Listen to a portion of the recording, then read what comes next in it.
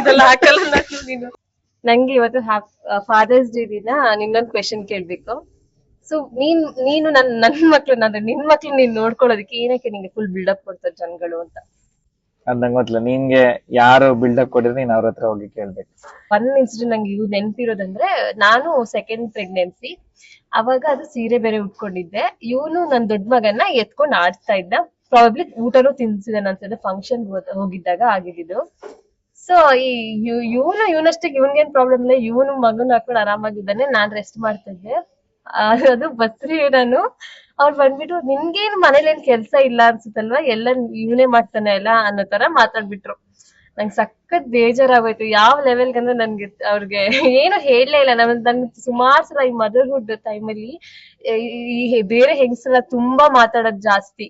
ಅದು ಇವನೇನಾದ್ರು ನೋಡ್ಕೊಂಡ್ಬಿಟ್ಟ ಅಂತ ಅಂದ್ರೆ, ಇವನ್ ಒಂಚೂರು ಮಗುನ್ ಎತ್ಬಿಟ್ಟ ಆಡ್ಸ್ಬಿಟ್ಟ ಅಂತ ಅಂದ್ರೆ ಬಿಲ್ಡಪ್ ಇವ್ಲಿ ಬೇಡ ಅನ್ನಲ್ಲ. ಅದೇ ನಾನು ಏನ್ ಮಾಡಲ್ಲ ಅನ್ನೋ ತರ ಫುಲ್ ಮಾತಾಡ್ತಾರಲ್ವಾ. So that is my question. ಈ ಫಾದರ್ಸ್ ಅಮ್ಮನಾಗಿದ್ದಾಗ ಅದನ್ನ ನಾರ್ಮಲ್ ಆಗಿ ತಗೋತಾರೆ. ಅಪ್ಪನ್ ಡ್ಯೂಟಿ ಮಾಡಿದ ಕೂಡಲೇ ಅದಕ್ಕೆ ಯಾಕೆ ಬಿಲ್ಡಪ್?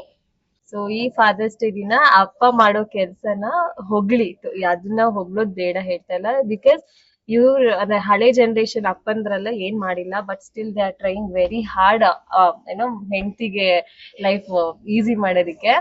ಸೊ ಅದನ್ನ ಗ್ಲೋರಿಫೈ ಮಾಡಿ, ಇದನ್ನ ಗ್ಲೋರಿಫೈ ಮಾಡೋ ಭರದಲ್ಲಿ ಮದರ್ಹುಡ್ ಅಮ್ಮ ಏನ್ ಮಾಡ್ತಾಳೆ ಅದನ್ನ ಕೀಳ್ ಮಾಡ್ಬೇಡಿ ಅಂತ ಅಷ್ಟೇ. ಓಕೆ, ನನ್ಗೆ ಅಭ್ಯಾಸ ಆಗಿದೆ. ಕೆಲವ್ರು ಅಮ್ಮಂದ್ರ ಆಲ್ರೆಡಿ ಬೇಜಾರಲ್ಲಿರ್ತಾರೆ. ಸೊ ಅವ್ರಿಗೆ ಈ ತರ ಹೇಳಿದ ತಕ್ಷಣ ಅವ್ರು ತುಂಬಾ ಕುಗ್ಗೋಗ್ಬಿಡ್ತಾರೆ. ಸೊ ಅದನ್ನ ಮಾಡೋದಕ್ ಹೋಗ್ಬೇಡಿ.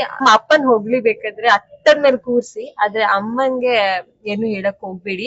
ಆಲ್ರೆಡಿ ತುಂಬಾ ನೊಂದು ಬೆಂದಿರ್ತಾರೆ ಇನಿಷಿಯಲ್ ಸ್ಟೇಜ್ ಆಫ್ ಮದರ್ಹುಡ್ ಅಲ್ಲಿ.